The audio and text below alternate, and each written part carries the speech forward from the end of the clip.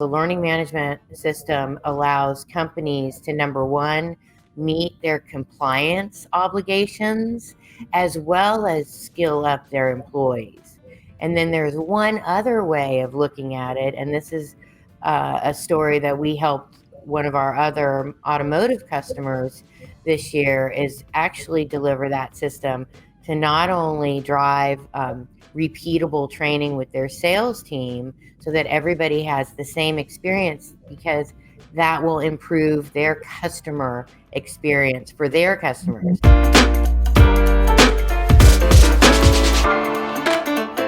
All right, good morning, everyone, and welcome back to The Jungle. I am Whitney Mendoza, managing partner with Liger Partners, and today I have a friend on. I have Laurie Bacopoulos, and the only reason why I know really well how to pronounce that is because Laurie and we already know each other. We're friends, so I've had a lot of practice. But she's CEO with Cobblestone Consulting. Some of us call her Laurie B. Laurie, welcome to the show. Thank you, Whitney. I'm so excited to hang out with you this morning. Thanks for having me. Yeah, I'm so glad you're here. And, we were talking right before we started the show, and I was like, that's such a great tie-in. We were talking about our group, which is ABGT, or Atlanta Business Growth Team, which is founded on Give and Take by Adam Grant. And we were talking about that and finishing that book up because we just read that in our group. And you mentioned that you had started Start With Why by Simon Sinek. Yes. That's the perfect place for us to start is why we're here today and why you started Cobblestone Consulting, because when we get into this, everyone's going to want to hear. We're talking a lot about remote teams and training and this kind of new normal, which we need to find a new word for at this point. But tell us your why, Laurie. Well, I'm excited to have this opportunity to share the story with you, because a lot of people don't know the full story, but we started 19 years ago. And the why really for Cobblestone is I personally always love to help people. I love to help people with training, education, and then also I love to see the results, the learning that turned into a process improvement. And so I started my career out in corporate at UPS here in Atlanta, which was a fantastic foundation, gave me lots of excellent training, leadership training. And so I went on a little bit in the corporate world, in the Fortune 500 world for a while, and then realized that consulting really met that. Why do I want to start a business? It's because consulting does allow you the variety to be innovative and help folks with new ideas of people, process, and technology. And so I started Cobblestone Consulting in 2001, and it was just me. And then we continuously grew a little bit and really allowed us to help people in the areas of getting their products out to market through project management and getting their folks trained through e-learning and classroom training at the time. And then finally, we help build custom software development to help people with process improvement. Awesome. So you've been in business for a long time, which is amazing. But a good bit of that time, you've been a virtual team. Yes. So when COVID hit and we were in quarantine, it wasn't really hard for you to transition because you're like, we've been doing this for years. So walk us through that and kind of, I'd love to hear why you made that decision or why that kind of worked out for you years ago.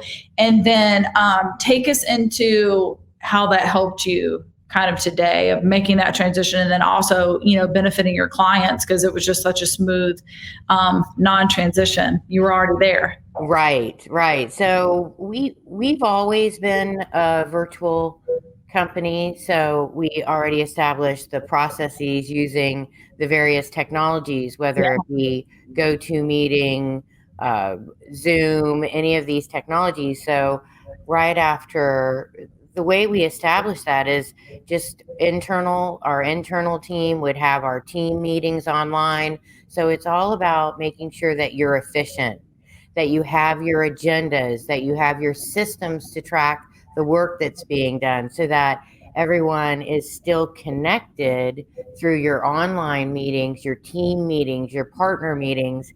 However, when you go on site, it's really more for a demonstration. So now everything is really online. So we built that process internally, and then after COVID, we're able to share many of those best practices with our customers.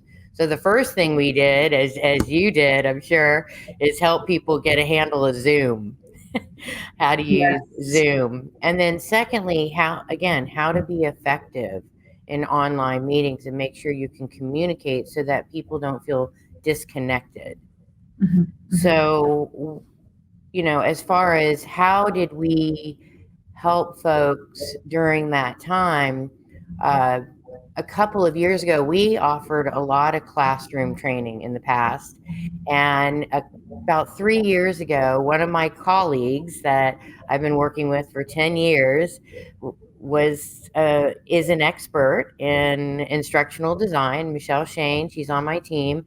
And we were talking, and I just really loved what she was doing about bringing everything online and the e-learning development and the micro video development. And I thought, we need to do that. So I asked her to join the team, and that was about 3 years ago. And so immediately after COVID, one of our big customers had a certification program that they needed to continue delivering, because the certification was a requirement for compliance. It was delivered through classroom training, and they needed to make sure that this was available in an e-learning format. So we partnered with them, collaborated, improved the training, and delivered it as an e-learning. We were able to do soup to nuts in 8 weeks, so they could get it out to their team, so that they didn't stop their service to the customers in the field. So that's one way we were able to really immediately help with the e-learning piece. Yeah. So I've had the opportunity to see some of what your e-learning courses look like, but share with our audience, because I feel like you make them really interactive, which is super important, again, especially now with so many teams working remotely. So kind of walk us through maybe how one of those programs would look. Yes. So if you can imagine, when you're in a classroom, you have different lessons that you get to learn about. So you'll have maybe 3 lessons in the morning, then you have a lunch break, and you have 3 lessons in the afternoon. So we help design what those lessons would look like on e-learning. So it's not like death by PowerPoint. So it's really converting those PowerPoints into something more interactive, whereby you're looking at, so each of your lessons, you're looking at it as a story or as an interactive course. So that way, at the end of each course, you want to make sure that you're testing the students so that they are learning. So we have quizzes at the end. So it's a lot of knowledge checks, quizzes, and actual scenarios that folks would actually walk through. And the beauty of e-learning is that, number one, it's branded to your company. Number two, it is a repeatable learning experience. Number three, you get a certification at the end. So you have an audit tracking as to whom has taken the training. So those are all 3 big wins, and it can allow you to leverage your trainers in other ways. Instead of them training people over and over again, you take knowledge and you package it, and now you can deliver it globally. And I have to send a big shout out. We're extremely excited about our new alliance with True Language. Yes. And now we have the capability of taking those training courses and converting them, translating them to any language that you'd like. So there's a lot of multinational companies that are managed here in the US, and let's say they have offices in Germany or China, we then take the e-learning and in our partnership with True Language are able to make those trainings then in those other languages. So we now have a broader service offering. And I love that. I love what you're doing because you named those important points. And one big one is time, right? Not having to jump on a Zoom every time you have a new employee or team come through to train them. So you're making that repeatable process. But not only that, I really feel like the lines were blurred, but they're blurred even more between the 9 to 5, right? Most of us we just don't work 9 to 5 anymore. And we're able to still do our jobs, but this e-learning can essentially be done in your own time, right? Of course you have deadlines, but like Right. if you've got your job to do, but you're learning a new skill or getting recertified in something, you could take that in the morning or at night. Right. You're not having to wait on your boss or a trainer to get online and take up your 9 to noon or how those classes typically work. Right, and that's a great point, Whitney, because we were finding that for the clients that we were developing the e-learning, they were missing a component, and that was a learning management system, something that would allow them to deploy the content in such a way that they can track it. And so also what we've done this year is partner with another company, and now we provide a wonderful, easy to use learning management system that allows our customers to take content, whether it be the e-learning courses. Then we also have the micro videos, which are anything from 30 seconds to 2 minutes. And that really helps your students after they take a course around HR compliance. How do you reinforce that training? So it's through quick videos so that you remember, how am I supposed to fill out that form so that I'm compliant? They can quickly search those micro videos. But the bottom line is the learning management system allows you to easily deliver this content in a focused manner, right, Whitney? Because everybody is really busy and they really want to focus on what's going to allow them to do their job well. And so the learning management system allows companies to, number one, meet their compliance obligations, as well as skill up their employees. And then there's one other way of looking at it, and this is a story that we helped one of our other automotive customers this year, is actually deliver that system to not only drive repeatable training with their sales team so that everybody has the same experience, because that will improve their customer experience for their customers. But it's one step further. They can now take their environment and extend it, and they are extending it to their customers in the field, such that here's the concept. Hey, we sell a POS system. We want you to be very educated about it. We're going to give you a license to this LMS, and then you can use it through the system. And then ultimately, we can also provide there's other things that my customer does very well that they can then start delivering more training to the customer. So it's an extension to partners and customers. Yeah, I love that. And it's, this time has forced us into the future so quickly, but I feel like that makes the point of, e-learning, because there's pros and cons to everything, but being able to go at that course at your own pace. And again, you mentioned another great point, being able to go back if there's something that I didn't get or something I wanted to hear again, being able to do that. I kind of want to do one on mask etiquette. Ah, yes. Because I feel we've got a whole new way of communicating. Like if you're not making eye contact with me, if you're not enunciating, I cannot hear you. Yes. I even think to myself when I'm out in public and I smile, right? But I'm like, no one can see me smiling and acknowledging their presence because I've got this mask. So I'm like overly doing my eyes now. Oh, I know. It's crazy. You just have to smile with more, more character in your face so people can see you, Yes. Or we can have some kind of little, little sign that we put up, smiling, or Yes. smiling, not smiling, have that in our back pocket. Not that we want to carry around, one more thing, but Yeah. it's absolutely true, and the communication, it's so important. So, kind of some other things that we were talking about, just as you and I joined, is also standing out and really being different and telling your story. So, kind of walk me through that. So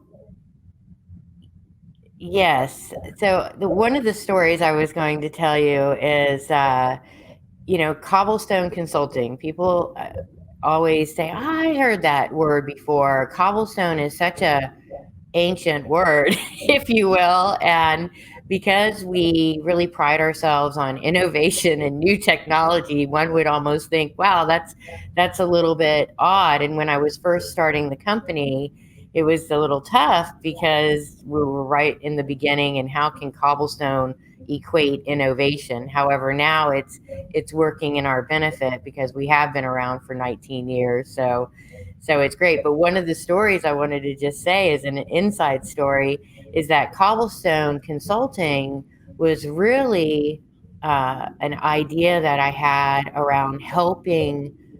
I was in Gatlinburg, and I saw the beautiful cobblestone streets with the stores Yes. on either side. And Yes. at the time, I was working with a lot of friends that had products in the Atlanta market, in the wholesale market. And so I was helping them quite a bit with their products. And so my vision, because they weren't very technical, is, wouldn't it be nice to offer a virtual marketplace? And so Cobblestone Consulting was going to be me helping the vendors set up their stores such that people can go into this virtual reality place and actually buy products, and that would help Yeah. the vendors get their products out. So that never happened. We ended up going, more into your, more traditional consulting. But I do want to say, if anybody is out there looking for a great e-commerce partner and solution, I would highly recommend you to check out SpearTech, Yes. Derek's company. He does just that. He helps a lot of the folks at the Atlanta market. And if you're looking for a really quality partner, that's just a little shout out to Derek there. But that was, the original thought behind Cobblestone Consulting. And so we always still keep that innovation in our back pocket. How can we, again, help our customers with new ideas, new products and solutions?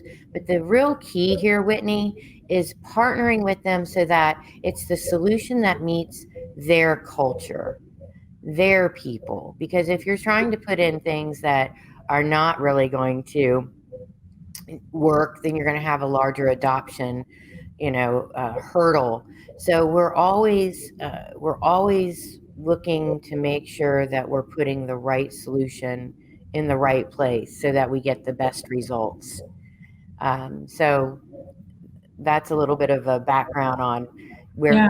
where the name Cobblestone Consulting came from, and that was a fairly innovative idea 20 years ago. So we're always looking to improve, and things. There's so many awesome ideas out there that it's to keep up is crazy. Yeah. Well, I love that you mentioned SpearTech and True Language, and even what you're doing with Cobblestone Consulting. Another book, when we were talking about this in the Simon Sinek book that you're reading, and you use that word different. I just finished a book titled Different. And I'm terrible with names. Yogami Moon is the author. Okay. And you'll know if you have it because it's there's a black lab, a white lab, and then a Dalmatian in the middle on the cover. But okay, essentially what she talks about is standing out and being truly different. So if I go buy a Ferrari, I'm buying a Ferrari for the speed, not because it's safe like a Volvo and I can fit all my family in. So Ferrari don't try to do that, right? Like, I'm going to go buy the Ferrari for me. right. Now, on the outside, you may think, but safety is so important, and it is, but that's just not what Ferrari is known for. So Right.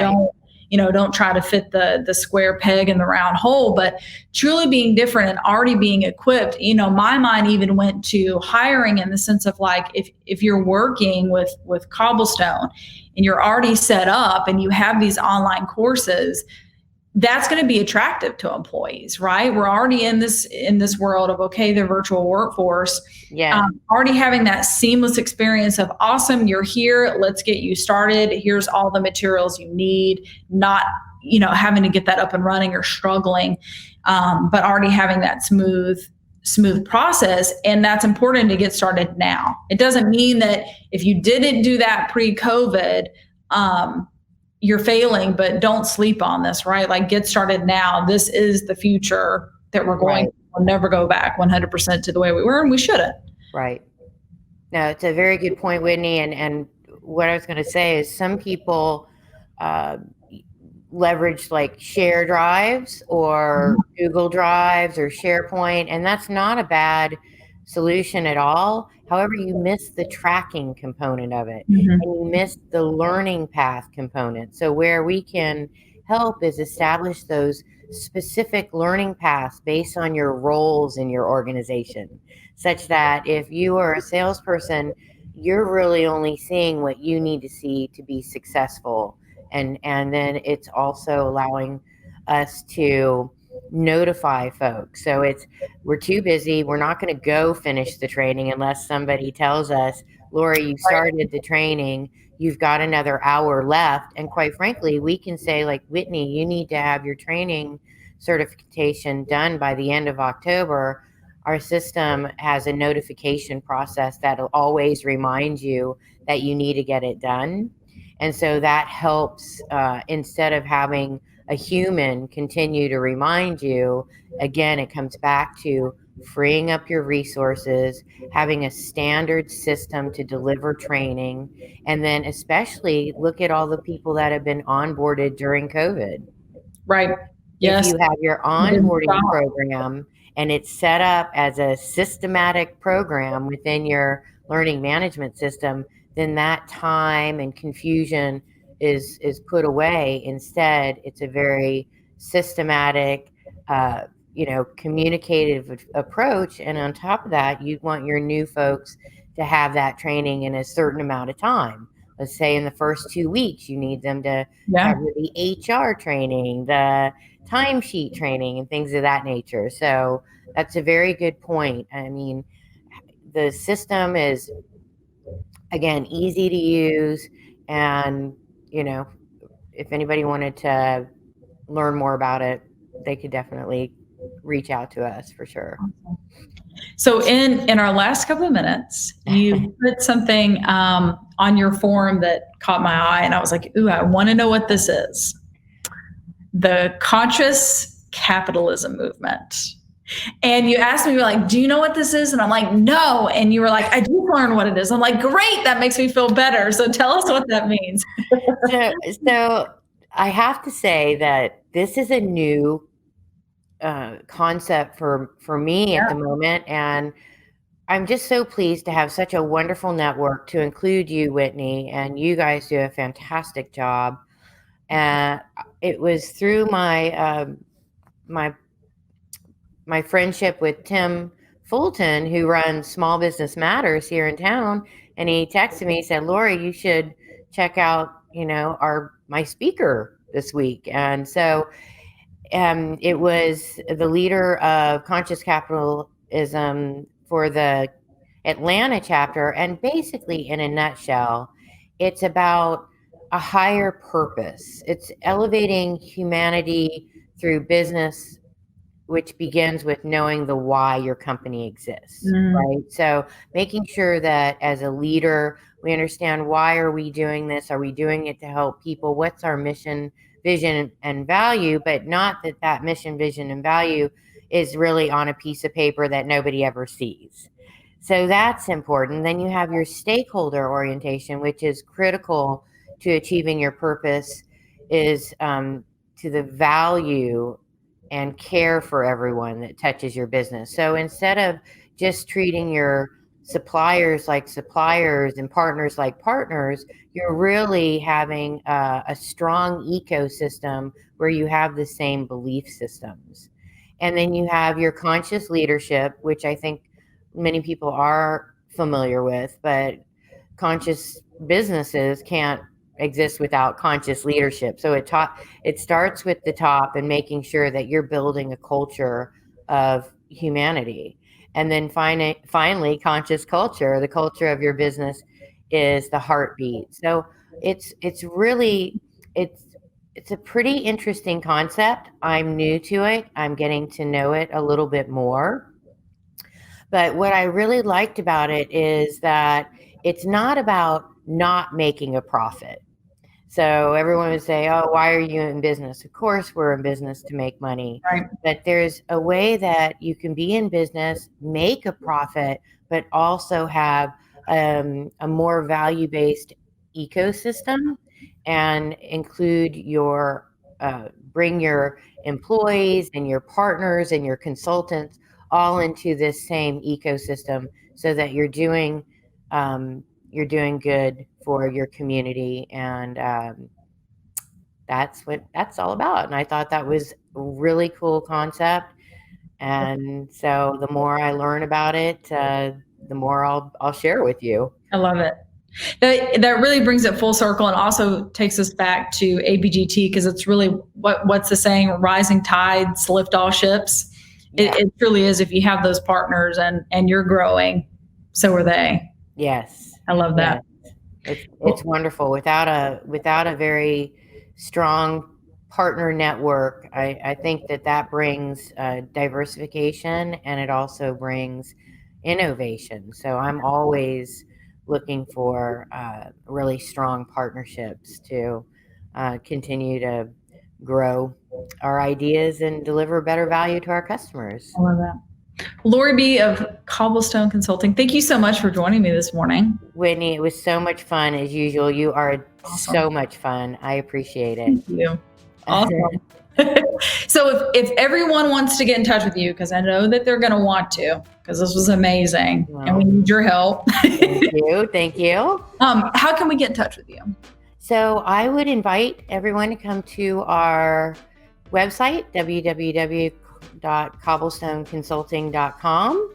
And please, if you're not on our mailing list already, please fill out the form to join our mailing list. We're going to be giving out tips and tricks soon. We were actually in the holiday Halloween era here. So please go to the website and join our mailing list. And then if you have any questions and would like to speak with me directly, please hit me up on LinkedIn, or my email is laurieb@cobblestoneconsulting.com. Awesome. Perfect. Thank you again for joining me this morning. Whitney, thank you. It was a delight. I appreciate it. Awesome. I'm glad you're here. Thank you all for tuning in to The Jungle. Catch a new episode tomorrow morning, same time, same place, 8 a.m. We'll see you then.